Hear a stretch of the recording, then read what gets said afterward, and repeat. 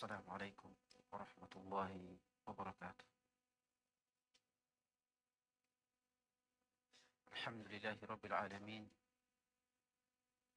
Alhamdulillahi alladhi nahmaduhu wa nasta'inuhu wa nastaghfiruhu wa nastahdihi wa na'udzu bihi min shururi anfusina wa sayyiati a'malina. May yahdihillahu fala mudilla lahu wa may yudlil fala hadiya lahu. Wa asyhadu an la ilaha illallah wahdahu la syarika lahu.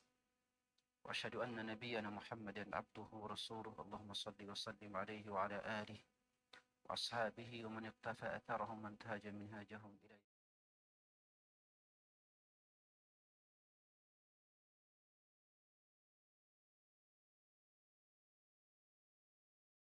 Lagi berada dalam salah satu taman dari taman-taman Kajian kita pada kesempatan kali ini berkaitan dengan jejak yang harus kita hapus sebelum kita menjumpai Allah Azza wa Jalla. Ini merupakan hal yang sangat urgen. Karena kapan kita menjumpai Allah Azza wa Jalla dengan meninggalkan jejak ini, maka kita pasti akan dimintai pertanggungjawaban. Inna nahnu nuhyil mauta wa naktubu ma qaddamu atharahum wa kulla syai'in ahsaynahu fi imamin mubin. Allah berfirman, sesungguhnya kami menghidupkan orang-orang yang telah mati. Sungguh kami pasti akan menghidupkan orang-orang yang telah mati. Tetapi kami juga, kata Allah, menulis seluruh apa yang telah mereka lakukan di dunia beserta seluruh jejak yang mereka tinggalkan. Jejak apa yang harus kita hapus agar Allah Azza wa Jalla menyelamatkan kita? Jejak yang pertama adalah dosa. Seluruh dosa yang kita lakukan maka pasti akan menjadi jejak yang buruk bagi kita. Baik bagi orang-orang yang hidup bersama kita di dunia, mereka akan melihat jejak dosa kita, ataupun hal itu akan tertulis dalam catatan amalan yang dicatat oleh para malaikat. Dan dosa terbagi dua. Ada dosa kepada Allah dan ada dosa kepada sesama manusia. Jadi dosa berdasarkan orang atau berdasarkan sosok yang kita berbuat dosa kepadanya terbagi dua, kepada Allah dan kepada sesama manusia. Dan dari segi besar kecilnya, maka dosa terbagi dua, dosa besar dan dosa kecil. Dosa besar dan dosa kecil kita harus hilangkan semuanya. Kita harus hapus semuanya. Pembagian dosa besar dan dosa kecil hanyalah untuk membedakan antara dosa yang benar-benar Allah Azza wa Jalla kecam habis-habisan dengan dosa yang Allah hanya kecam dengan kecaman yang biasa. Dosa yang Allah kecam atau laknat atau ancam dengan langsung masuk neraka, itu adalah dosa besar. Sebagaimana yang disebutkan oleh Al-Imam Ibn Qayyim rahimahullah azza wa jalla dari sebagian pandangan para ulama, bahwa dosa besar adalah dosa yang dikecam habis-habisan oleh Allah Azza wa Jalla dengan adanya laknat dan ancaman langsung masuk neraka. Adapun dosa kecil adalah dosa yang dikecam oleh Allah tapi tidak sampai pada tahap, pada level laknat.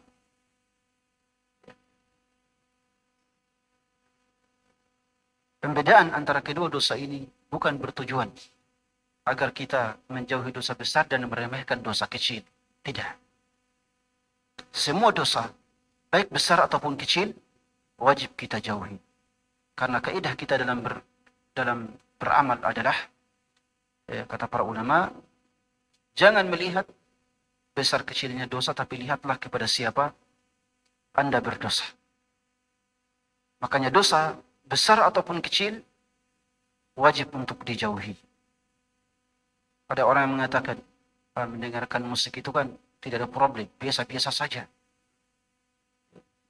Berjabat tangan dengan perempuan itu kan boleh-boleh saja.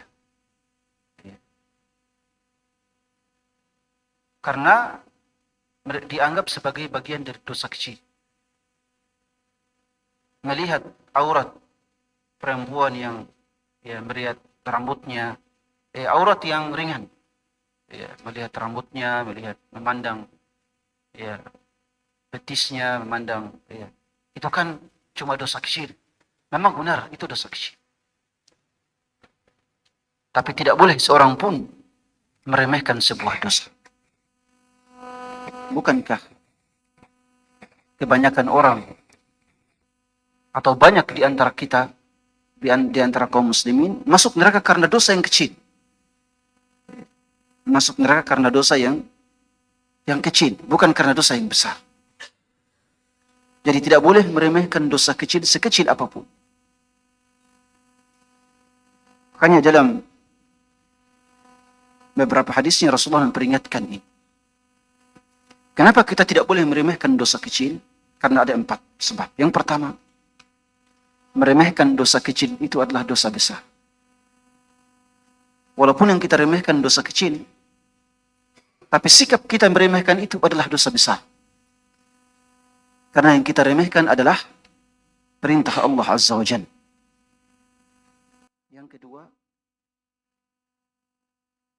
kita tidak tahu. Jangan sampai dosa kecil itulah yang bisa memasukkan kita ke dalam neraka Allah Azza wa Jalla. Bukankah dalam hadis Abu Hurairah dalam Sahih Al-Bukhari, Rasulullah menceritakan tentang masuknya seorang wanita ke dalam neraka karena dosa kecil. Apa dosa kecilnya? Mengikat kucing, mengurung kucing, dan tidak dia berikan makan. Sampai meninggal itu kucing. Tapi Allah Azza wa Jalla memasukkan orang tersebut ke dalam neraka. Dakhalat imra'atun nara fi hirratin habasatha aw rabatatha la hiya saqatha wala at'amatha wala tarakatha ta'kulu min khashashil ard. Kata Rasulullah, seorang wanita masuk neraka karena kucing. Dia memenjarakannya, mengurungnya, mengikatnya, tidak diberi minum, tidak diberi makan, dan juga tidak dibiarkan untuk mencari makan dari berupa serangga yang ada di tanah.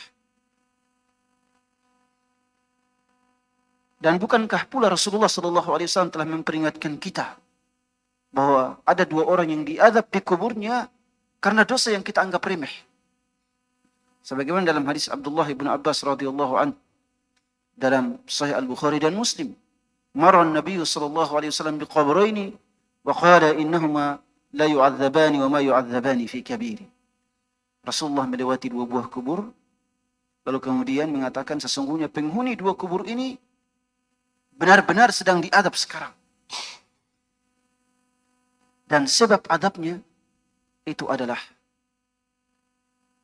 sebab yang dianggap remeh dalam pandangan manusia. Fakana ahaduhuma yamshi bin namimah wal akharu la yastatiru min al-baul. Kata Rasulullah, salah seorang di antara mereka suka adu domba.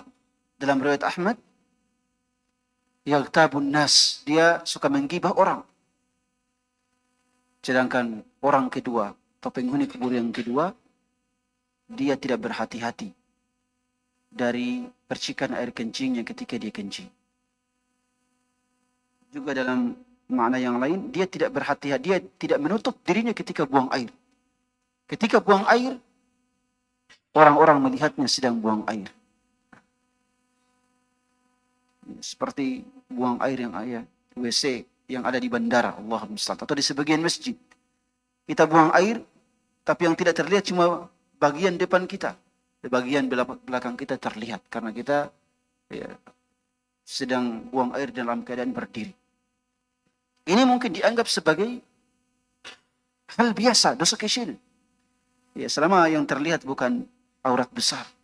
Tapi ingat, itu menjadi sebab adanya azab kubur. Jadi tidak boleh seorang pun meremehkan sebuah dosa. Yang pertama, karena meremehkan dosa kecil adalah dosa besar. Yang kedua, kita tidak tahu dosa apa yang akan mencabut keberkahan dalam kehidupan kita dan menjerumuskan kita ke dalam neraka Allah Azza wa Jalla. Yang ketiga,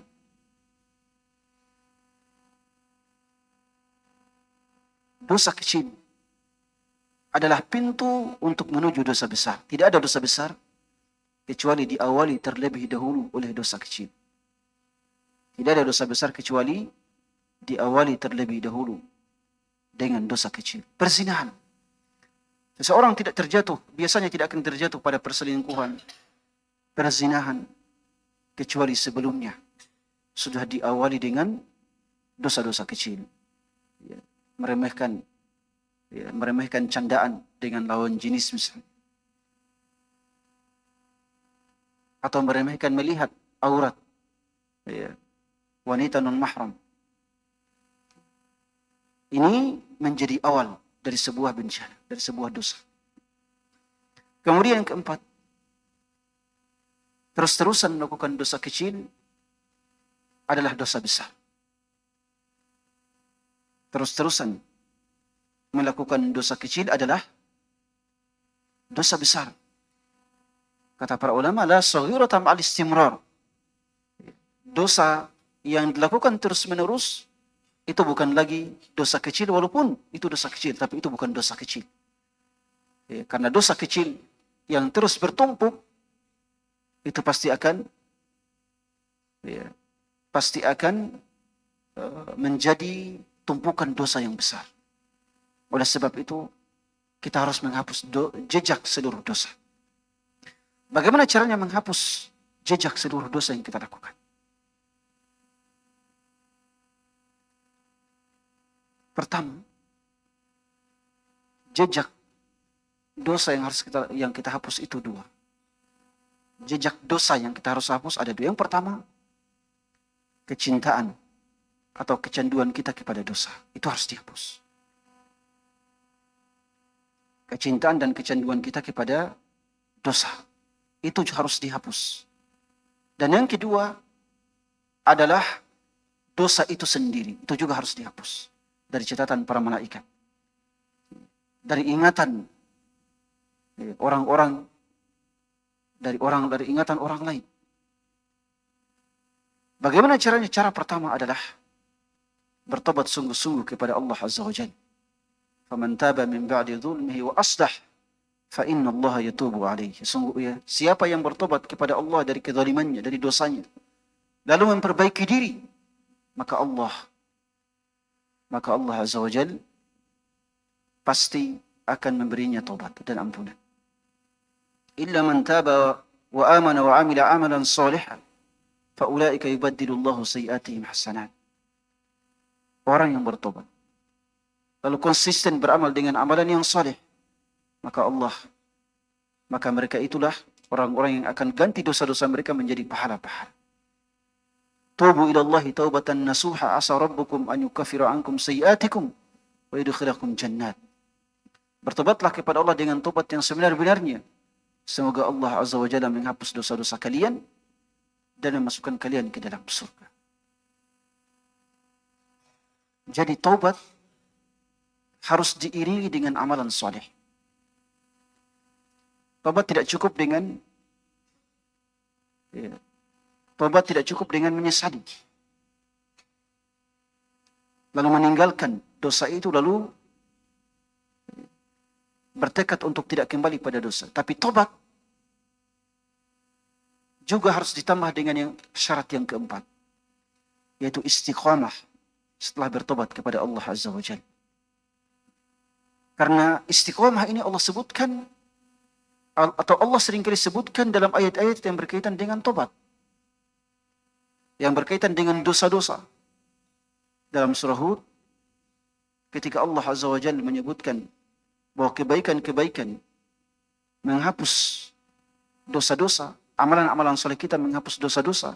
Sebelum itu dia mengawalinya dengan perintah untuk istiqamah kepada Allah Azza wa Jalla. Istiqamah di atas agama Allah Azza wa Jalla. Fastaqim kama umirt wa man taba ma'aka wa la tatghaw innahu bima ya'maluna khabir. Istiqamahlah bersama orang-orang yang bersamamu wahai Muhammad dan jangan menyimpang. Lalu di akhir rentetan ayat ini Allah Azza wa Jalla berfirman, innal hasanati yudhibna as-sayyi'at dzalika dzikra lidz-dzakirin. Sesungguhnya kebaikan-kebaikan, amalan-amalan yang saleh menghapus dosa-dosa. Dan ini menjadi pujian Allah Azza wa Jalla kepada ulil albab yang Allah sebutkan dalam surah Ar-Ra'd. Allah menyebutkan ciri-ciri para ulil albab.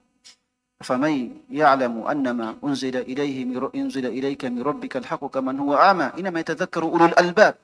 Sesungguhnya orang yang bisa mengambil pelajaran dari ayat-ayat Allah hanyalah ulul albab. Siapa mereka? Di antaranya adalah, atau kriteria terakhir yang Allah sebutkan dalam surah Ar-Ra'd adalah وَيَدْرَؤُونَ بِالْحَسَنَةِ السَّيِّئَةِ. Mereka mengiringi, menangkal dosa-dosa yang telah mereka lakukan dengan amalan-amalan yang saleh. Jadi tidak cukup hanya saya menyesal, tidak. Harus diiringi dengan amalan-amalan yang saleh. Kapan kita melakukan itu? Itu Allah Azza wa Jalla berjanji, ulaika lahum uqbad dar. Siapa yang melakukan itu, mereka akan mendapatkan negeri, tempat tempat berlabuh yang indah, yaitu jannatu adnin yadkhulunaha wa man salaha min abaihim wa azwajihim wa dhurriyyatihim, yaitu surga Aden. Keistimewaan dari bertobat lalu istiqamah di atas ketaatan itu akan masuk surga sekeluarga. Itu keistimewaan. Allah sebutkan di sini di surah Ar-Ra'd dan juga Allah sebutkan dalam surah Ghafir. Dalam surah Ar-Ra'd ini Allah sebutkan wa yadra'una bil hasanati as-sayyi'ah ulaika lahum uqbad dar jannatu adnin yadkhulunaha wa man salaha min abaihim wa azwajihim wa dhurriyyatihim wal malaikatu yadkhuluna 'alaihim min kulli bab salamun 'alaikum bima sabartum fa ni'ma uqbad dar. Orang yang di antara kriteria ulul albab adalah menangkal dosa-dosa mereka dengan kebaikan-kebaikan, amalan-amalan yang saleh. Mereka akan mendapatkan surga dan mereka akan masuk surga beserta orang tua mereka, istri-istri mereka, anak-anak mereka yang saleh. Dan ini Allah sebutkan dalam surah Ghafir ayat ke-6 dan ke-7. Doanya para malaikat. Ketika para malaikat mendoakan orang-orang yang bertobat kepada Allah Azza wa Jalla. Mereka berdoa kepada Allah. Mereka mengatakan, faghfir Rabbana faghfir lilladina tabu wattaba'u sabilaka waqihim adzabal jahim. Wahai Allah, Tuhan kami, ampunilah orang-orang yang bertobat kepadamu lalu istiqamah mengikuti jalan wattaba'u sabila, dan lindungilah mereka dari api neraka jahim. Lalu mereka berdoa, Rabbana wa adkhilhum jannati adn allati wa'adtahum man salaha min abaihim wa azwajihim wa dhurriyyatihim innaka antal azizul hakim.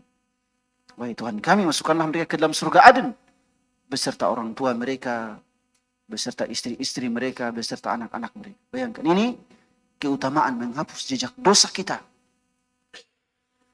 Lalu istiqamah di atas ketaatan kepada Allah Azza wa Jalla. Bahkan dalam surah Al-Furqan juga Allah kita sudah sebutkan tadi dalam surah Al-Furqan, illa man taba wa amana wa amila amalan salihan faulaika yubaddilullahu sayyi'atihim hasanat.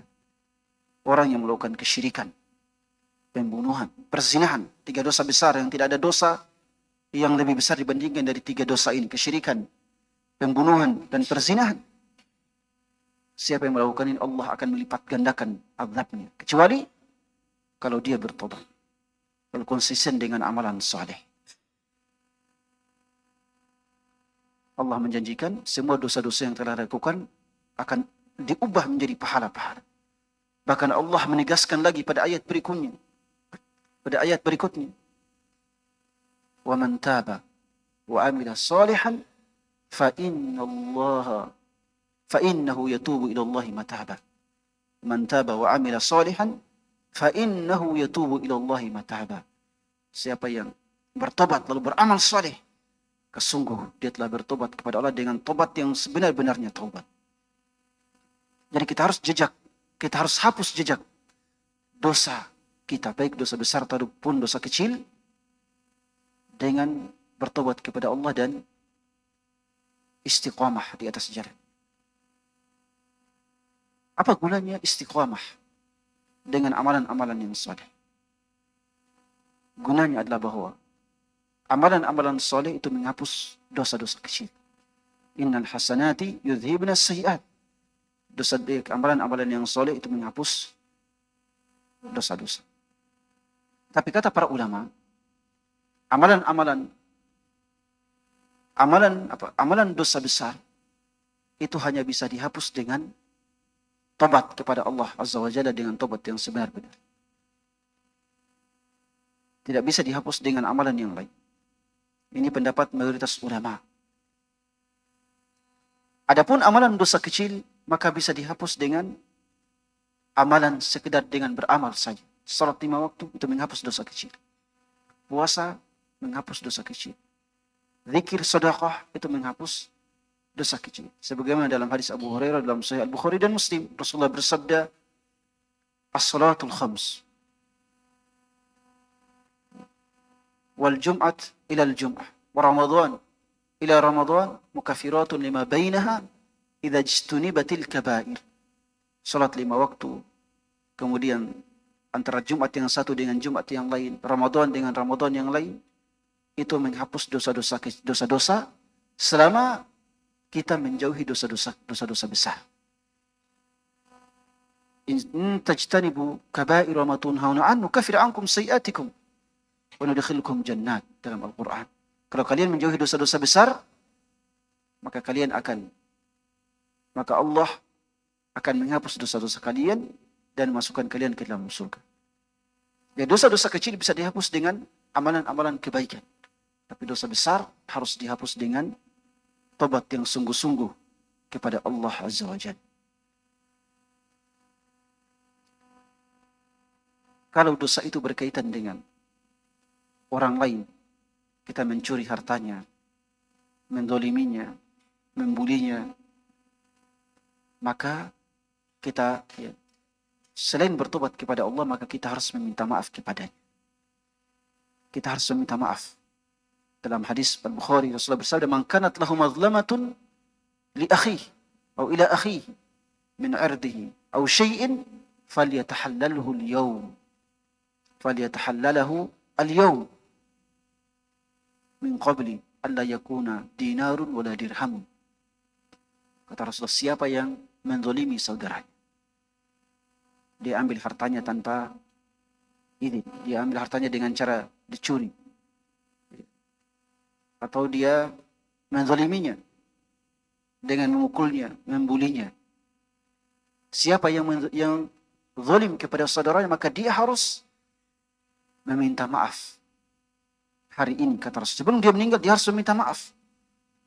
Kenapa? Rasulullah mengatakan, sebelum datang hari yang tidak bermanfaat dinar ataupun dirham untuk menebus kezaliman tersebut. Pada hari itu, kata Rasulullah, "Man kana lahu amalun salih ukhidha min hasanati." Kalau ada orang yang banyak pahala amal salehnya, sementara dia punya kezaliman, zalim pada orang lain, diambil kebaikan-kebaikan lalu diberikan kepada orang-orang yang dia zalimi sebagai tebusan dari dosa yang dia lakukan, kezaliman yang dia lakukan kepada mereka. Wa in kanat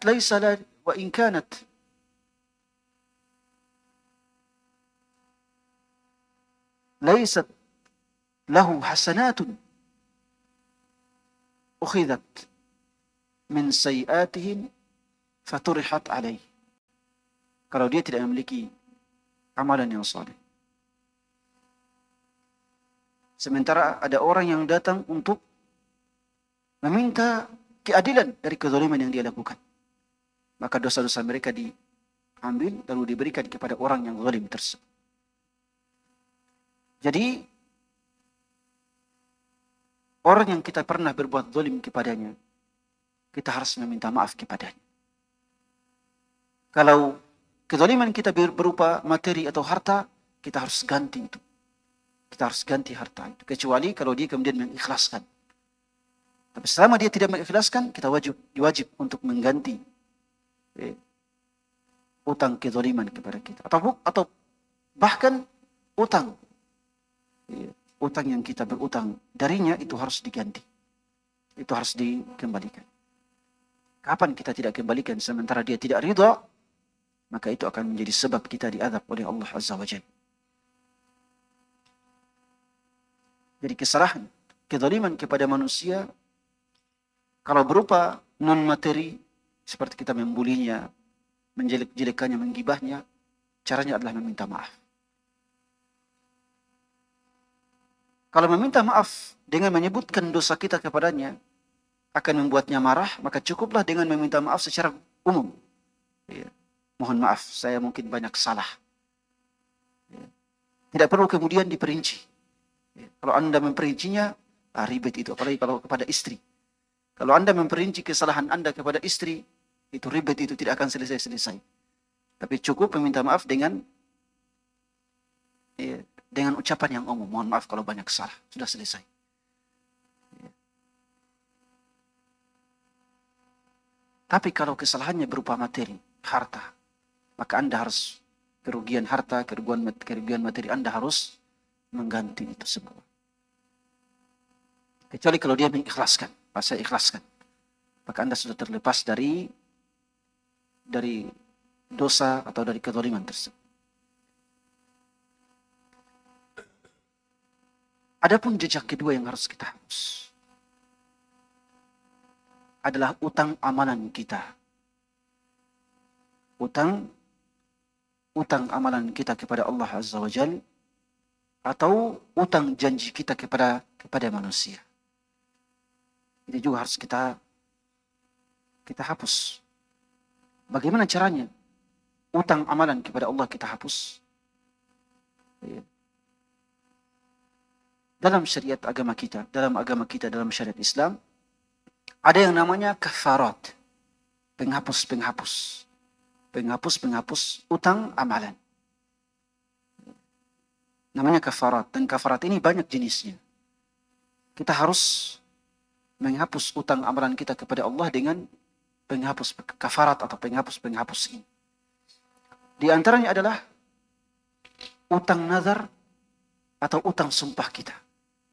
Utang nazar, ya, kalau kita bernazar, lalu tidak kita mampu untuk lakukan, kita tidak sanggup untuk melakukan nazar, maka kita harus hapus itu dengan membayar kafarah atau penghapusnya. Ya, nazar itu adalah berjanji, atau nazar itu artinya berjanji kepada Allah dengan mewajibkan amalan yang tidak wajib pada diri sendiri. Berjanji kepada Allah dengan mewajibkan amalan yang tidak wajib pada diri sendiri. Itu namanya nazar. Dengan menyebutkan lafal nazar secara jelas. Ya, saya bernazar akan bersedekah sekian-sekian kalau saya sukses. Diucapkan. Tapi kalau masih dalam hati, itu bukan nazar. Kalau masih dalam hati, itu bukan nazar. Tapi nazar itu harus diucapkan dengan lisan. Kapan diucapkan dengan lisan? Itu sudah nazar. Kapan sudah bernazar? Maka itu sudah menjadi utang bagi Anda. Dan utang itu harus ditunaikan. Kapan saya sukses, saya akan naik sepeda. Pergi umrah naik sepeda. Tapi tiba-tiba berpikir, saya tidak akan mampu naik sepeda. Ya. Saya sudah sukses di atas 50 tahun, dengan usia di atas 50 tahun, ya, tidak sanggup lagi naik sepeda. Ya. Karena berdasarkan survei yang terbaru, rata-rata orang yang merintis usaha dari nol itu, suksesnya mereka itu di atas 50 tahun. Kebanyakan. Ya. Adapun kebanyakan orang yang sukses di usia 20 tahun, 30 tahun, di bawah 50 tahun, maka itu rata-rata modalnya adalah modal yang berasal dari harta warisan. Tapi yang merintis dari nol, rata-rata mereka itu suksesnya di atas 50 tahun. Itu kebanyakan. Kalau sudah sukses, dia baru usia kita di atas 50 tahun tidak sanggup lagi itu untuk menunaikan nazar naik sepeda. Naik sepeda untuk pergi umroh. Maka ini harus dihapus. Caranya adalah dengan membayar kafarah. Kafaratul nadhr, kafaratul yamin, kata Rasulullah. Penghapus nazar itu sama dengan penghapus sumpah. Apa penghapusnya? Allah sebutkan dalam surah Al-An'am. Fakaffaratuhu it'amu 'asharati masakin min awsati ma tut'imun ahlikum aw kiswatuhum aw tahriru raqabah. Faman lam yastati' fasiyamu 3 ayyam. Kafarat sumpah. Faman lam yajid fasiyamu 3 ayyam. Teruslah kafarat sumpah atau kafarat nazar itu memilih salah satu dari 3. Pertama, memberikan makanan kepada 10 orang fakir miskin dari makanan yang sering kita makan. Dari makanan yang kualitasnya sedang yang sering kita makan. Atau memberikan mereka pakaian, memberikan pakaian kepada 10 orang fakir miskin dengan pakaian yang lengkap, satu set, masing-masing satu set pakaian lengkap. Atau yang ketiga, memerdekakan budak. Jadi kalau kita bernazar dan tidak mampu, maka kita memilih salah satu dari 3. Memberikan makanan kepada 10 orang fakir miskin dari kualitas makanan yang pertengahan, atau memberikan pakaian kepada 10 fakir miskin dengan satu set masing-masing satu set pakaian dengan kualitas pertengahan. Dan yang ketiga adalah memerdekakan budak. Tentunya saat ini tidak ada budak lagi di Indonesia. Kita memilih salah satu dari 2. Memberikan makanan kepada 10 fakir miskin atau memberikan pakaian kepada 10 fakir miskin. Masing-masing satu set pakaian lengkap. Kalau tidak mampu, maka jalan terakhir adalah berpuasa 3 hari. Baik berturut-turut ataupun terpisah. Ini penghapus dari nazar sekaligus penghapus dari sumpah. Kalau kita bersumpah kepada Allah, demi Allah, saya akan, misalnya ada yang bersumpah kepada istrinya, demi Allah, bulan depan saya akan menceraikanmu misalnya. Mau menghapus itu, ya silakan. Kalau sudah bersumpah, silakan dihapus. Baik, kemudian di antara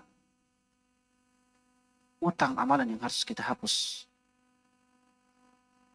adalah utang puasa kita. Puasa kita itu kita harus hapus. Dengan apa? Dengan diganti. Kalau kita sudah tidak mampu lagi, maka kita harus menempuh pembayaran kafarah atau fidyah. Pembayaran kafarah atau fidyah. Kalau tidak mampu lagi mengganti puasa, maka satu-satunya jalan adalah memberikan makanan, menggantinya dengan sedekah fidyah. 1 hari puasa ditakar dengan 1 mud makanan, 750 gram makanan pokok. Itu menjadi penghapus dari utang kita kepada Allah Azza wa Jalla. Di antaranya juga adalah ucapan kepada istri atau ucapan mengharamkan diri atau mengharamkan istri atas diri kita. Dalam Al-Quran, dalam surah Al-Mujadilah disebut sebagai al-zihar. Al-zihar itu artinya orang Arab pada zaman dahulu. Kalau dia mau mengharamkan istrinya, dia mengatakan kepada istrinya, wahai istriku, punggungmu ini seperti punggungnya ibuku. Saya sudah anggap sebagai punggungnya ibuku. Apa maknanya? Artinya punggungmu ini saya sudah anggap sebagai punggungnya ibuku. Artinya saya mengharamkan diriku untuk berhubungan badan dengan. Ini orang Arab pada zaman dahulu mengatakan seperti itu. Apakah kita kemudian boleh mengatakan kepada istri, wajahmu seperti wajahnya ibuku, tanganmu seperti tangannya ibuku? Ya, yang benar ya itu tidak ada problem, itu semuanya dibolehkan. Yang salah itu kalau ucapan ini diucapkan dengan niat untuk mengharapkan istri pada diri kita. Ya, dan biasanya hal itu ya cuma ada pada bangsa Arab. Adapun kita semua tidak. Ketika mengatakan tanganmu sama dengan tangan ibuku, ya, wajahmu sama dengan wajah ibuku, ya, itu bukan berarti pengharaman istri atas diri kita, tidak. Ya. Tapi kalau seandainya diberingi dengan niat bahwa itu sebagai bentuk pengharaman, kamu itu sudah seperti ibuku. Ya, artinya, ya, kamu itu sudah seperti ibuku dalam artian mengharamkan dirinya atas diri kita, maka langsung jatuh dosa dan itu harus dihapus. Tapi kalau sekedar ya kamu itu sudah seperti ibuku dalam artian yang lain, bukan mengharamkan diri atasnya, maka itu tidak ada problem, insyaallah. Tapi kalau dengan niat mengharamkan dirinya pada diri kita, maka itu harus dihapus. Bagaimana cara menghapusnya? Allah sebutkan dalam surah Al-Mujadilah. Pertama, ya, dan cara menghapusnya sama dengan cara menghapus jima, menghapus dosa jima dalam bulan Ramadan, itu sama. Ya, jadi sebelumnya kita samakan ini. Ada orang yang jima di siang hari puasa. Ya, memang tidak masuk akal. Tapi setan lebih pintar dari kita semua. Memang kadang tidak masuk akal ada orang berhubungan badan di siang hari Ramadan. Padahal ada malam harinya. Ya, tapi begitulah syaitan. Itulah syaitan itu sangat pintar untuk menjerumuskan kita ke dalam kemaksiatan. Malam hari tidak. Tapi siang hari ada keinginan untuk itu. Terjatuh ke dalam itu harus bayar kafarat. Kafaratnya sama dengan membayar kafarat mengharamkan istri. Yang pertama adalah harus memerdekakan budak. Kalau tidak ada budak atau tidak mampu, maka harus puasa 2 bulan berturut-turut tanpa henti. Puasa 2 bulan berturut-turut tanpa henti. Selesai dari itu, ya, mungkin langsung masuk rumah sakit. Ya. Atau akan sangat kurus. Yang ketiga, kalau tidak mampu, maka memberikan makanan kepada 60 orang fakir miskin. Memberikan makanan kepada 60 orang fakir miskin. Kalau zihar tadi yang wajib membayar adalah suami. Tapi kalau kafarat jima, berhubungan badan di siang Ramadan, dua-duanya harus bayar. Istri bayar dan suami pun bayar. Kecuali kalau istrinya dipaksa. Kalau istri dipaksa, maka yang bayar cuma suami. Ya, karena orang yang dipaksa ya tidak bisa melakukan, tidak dianggap berdosa. Di antara kafarat yang lain,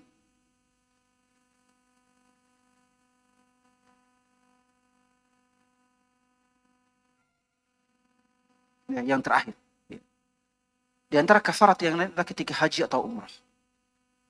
Ketika haji atau umrah, ya, kalau melakukan pelanggaran, ya bayar kafarat. Ya, bayar kafarat. Misalnya pergi haji, tapi memakai pakaian. Pergi umrah, masuk mikot, memakai pakaian lengkap. Ya. Atau melakukan pelanggaran ihram. Maka pelanggaran ihram ini, kebanyakannya pelanggaran ihram itu dengan membayar kafarat. Rasanya memakai pakaian, atau mencukur rambut sebelum tiba masa mencukur, maka harus bayar kafarat. Kafaratnya apa? Allah sebutkan dalam surah Al-Baqarah. Ya. Faman kana minkum maridun aw bihi adhan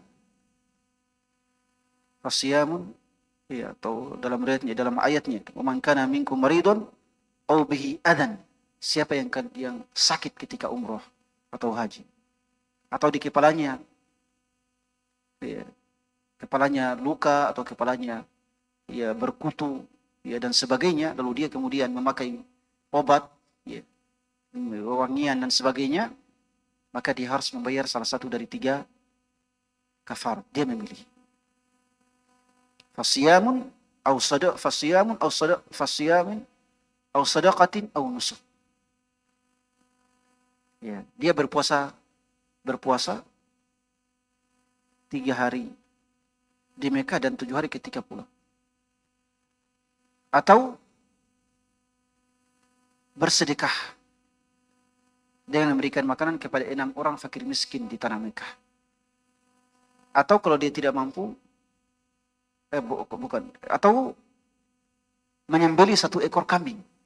Jadi dia memilih satu dari 3, menyembelih seekor kambing, atau membayar, atau memberikan makanan kepada 6 fakir miskin, atau berpuasa. Itu kafarat bagi orang. Jadi untuk menghapus utang amalan kita kepada Allah harus ada pembayaran kafarat. Adapun utang janji kepada orang lain, maka itu harus dibayar dengan pemenuhan janji tersebut. Kalau tidak memenuhi janji, maka hendaknya meminta maaf. Barakallahu fikum wa jazakumullahu khairan. Itulah ya kajian singkat, masih banyak sebenarnya tapi waktu ya membatasi kita. Barakallahu fikum wa jazakumullahu khairan. Ya, saya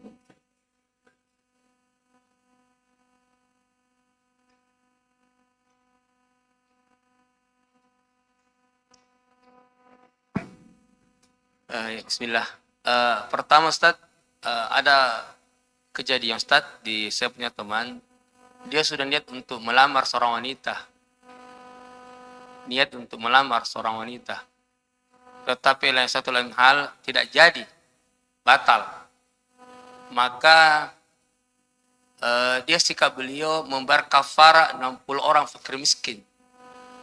Apakah sikap beliau itu benar atau tidak Ustaz? Ya, dia sudah niat untuk melamar, tetapi satu lain hal tidak jadi. Ya, janji untuk melamar. Dia sudah sampaikan sama pihak keluarganya dan perempuan langsung ke melamar. Nah, tetapi satu hal, kebetulan dia dekat dengan saya, dia tidak jadi, maka dia berkafar. Saya bilang ya, wallahu ta'ala. Dia membayar kafarah dengan 60 orang fakir miskin. Ya. Yang kedua Ustaz, saya punya om, apa benar soal Ustaz, pendapat beliau mengambil bahwa menyentuh wanita baik mahram tubuh kamar itu membatalkan wudu. Apa? Membatalkan wudu. Menyentuh wanita yang bukan mahram atau mahram, kan dia mengambil pendapat Imam Syafi'i rahimahullah ta'ala. Apakah benar itu tidak Ustaz? Saya punya om. Yang terakhir Ustaz, bagaimana kalau ada seorang yang menyebarkan aibnya seorang, menyebarkan aib, ya, ghibah, kemudian yang disebarkan aibnya itu tidak ridho, dan juga itu menyebarkan aib, tidak minta maaf kepada orang tersebut. Kalau aibnya itu tersebut benar atau salah, hanya menyebarkan saja di berbagai macam. Bagaimana, apakah ini sikapnya orang yang disebarkan aibnya itu hanya bersabar saja dan nanti berdoa kepada Allah? Apakah boleh didoakan itu orang mendapatkan laknat seperti sebagaimana seorang ibu yang mendoakan anaknya untuk jangan matikan beliau sebelum mendapatkan fitnah? Apakah boleh seperti Ustaz itu? Atau kalau dia tetap bersabar, dia yang hanya menunggu saja di pengadilan Allah? Syukur Ustaz.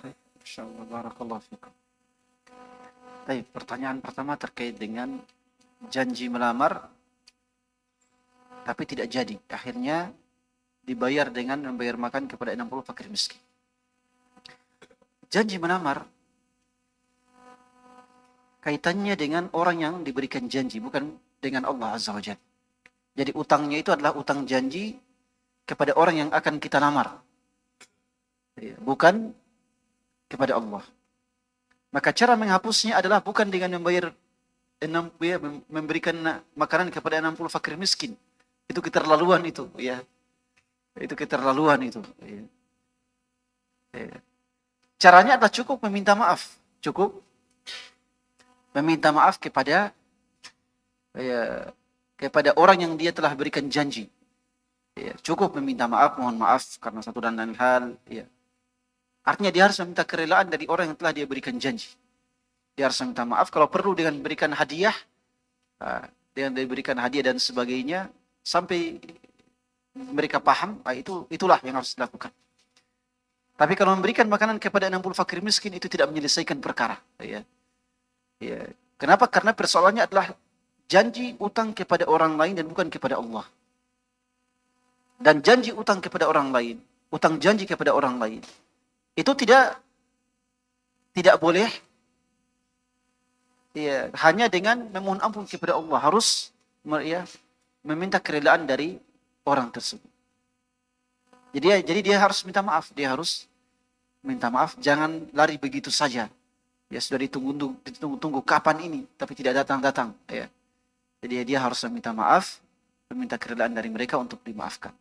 Dengan menyebutkan alasannya, dengan menyebutkan alasan-alasan. Kemudian yang kedua, terkait dengan menyentuh wanita non-mahram. Dalam madhab Syafi'i memang menyentuh wanita non-mahram itu membatalkan wudu.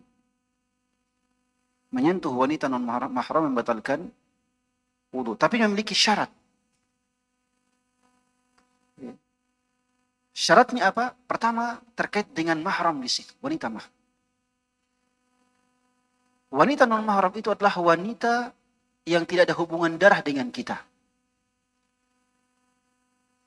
Istri kita itu non-mahram. Ya, secara hukum asal. Istri kita non-mahram.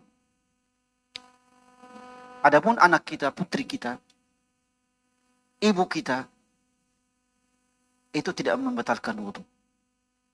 Dalam mazhab Syafi'i ya, dalam mazhab Syafi'i itu kalau kita bersentuhan kulit dengan ibu atau dengan putri kita, itu tidak membatalkan wudu.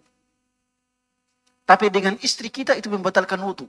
Karena istri kita tidak ada hubungan darah dengan kita. Tapi kalau ibu kita, nenek kita, ibunya nenek kita, atau putri kita, atau cucu kita, cucu perempuan, itu tidak membatalkan wudu. Kalau istri ya, itu membatalkan wudu karena tidak ada hubungan darah dengan kita. Ya.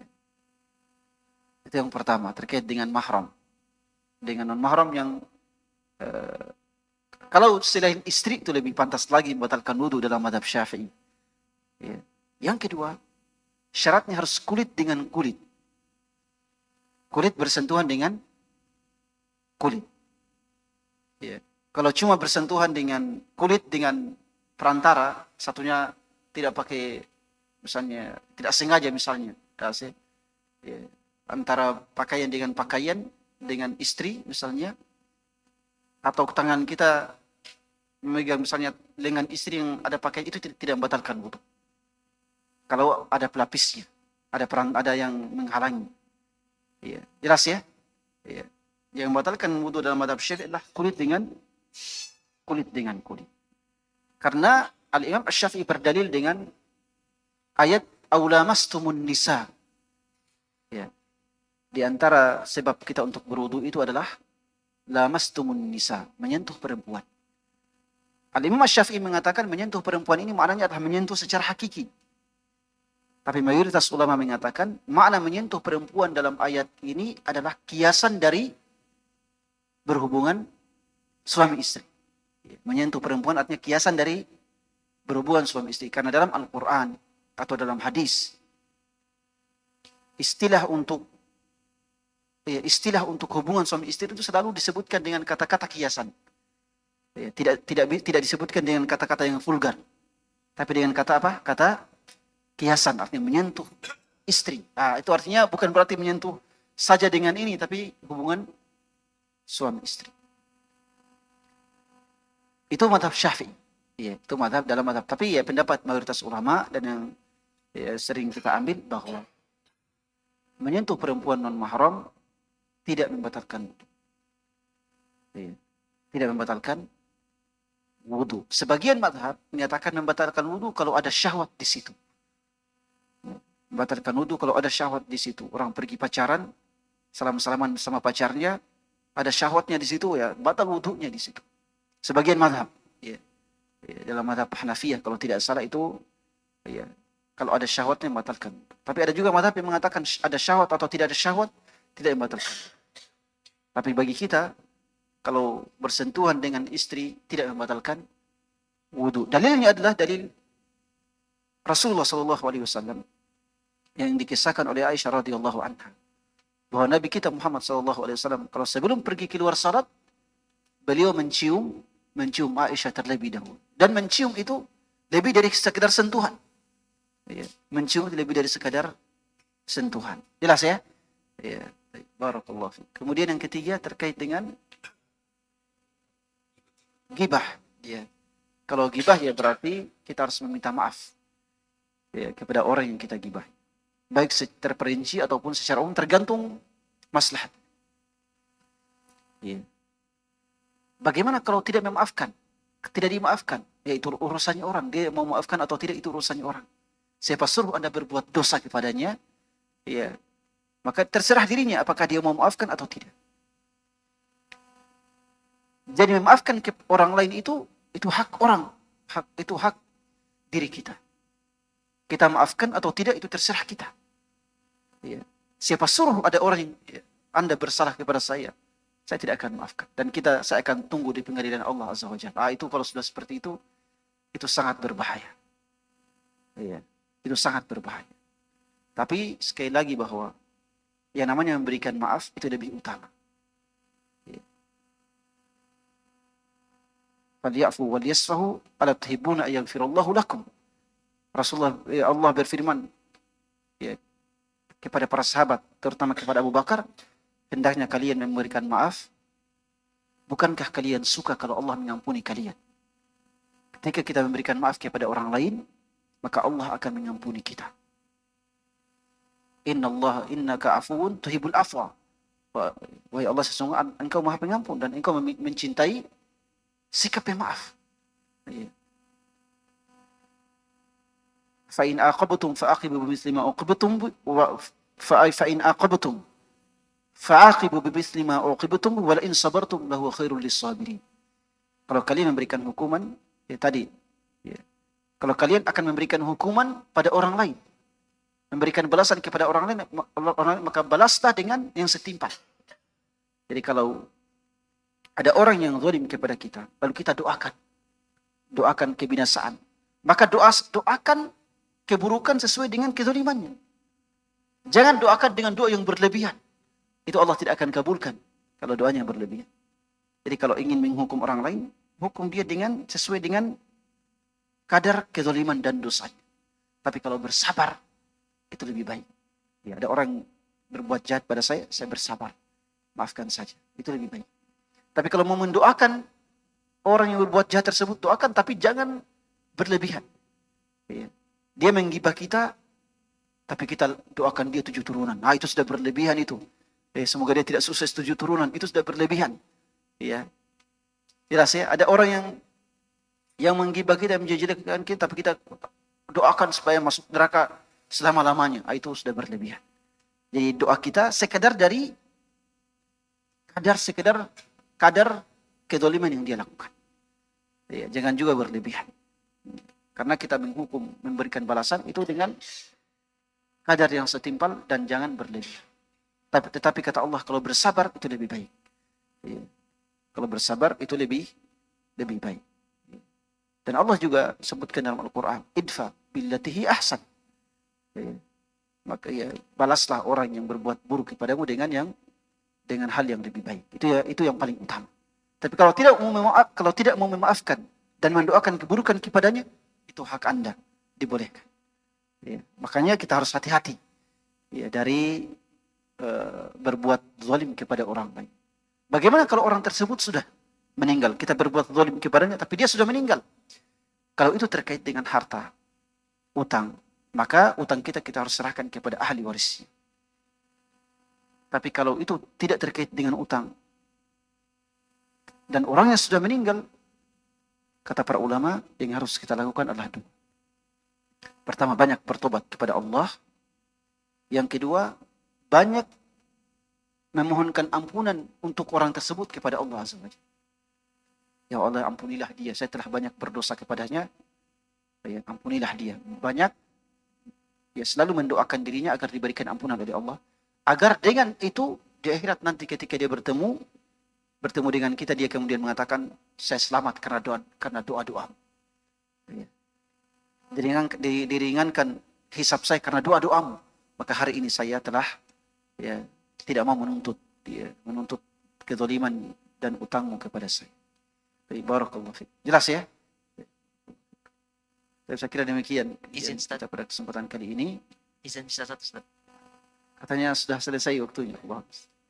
Ya, barakallahu fiikum. Barakallahu fiikum wa jazakumullahu khairan. Subhanakallahumma rabbana wa bihamdik.